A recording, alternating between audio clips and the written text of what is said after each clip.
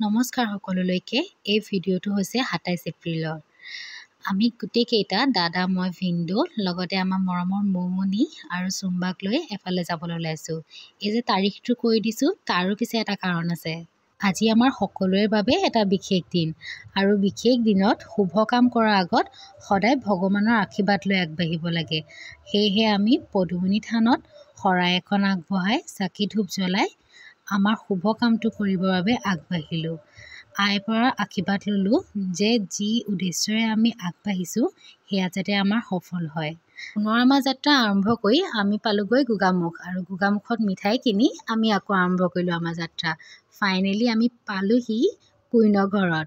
আপোনালোকে হয়তো অলপ অনুমান কৰিব পাৰিছে আমি কি উদ্দেশ্যৰেনো আজি ওলাই আহিছোঁ। দাদা আৰু কুইনৰ ১২ বছৰীয়া ভালপোৱা সম্পৰ্কটো আজি ঘৰুৱা কৰিবৰ বাবে আমি আগবাঢ়িছোঁ।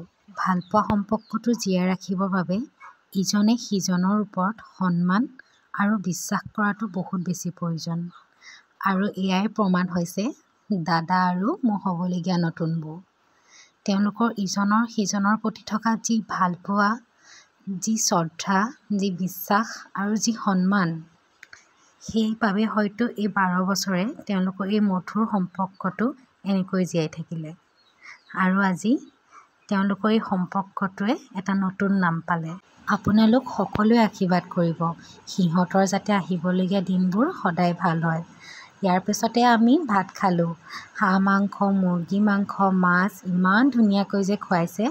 এইখিনিতে মোৰ হ'বলগীয়া বৌজনীৰ বিষয়ে কওঁ।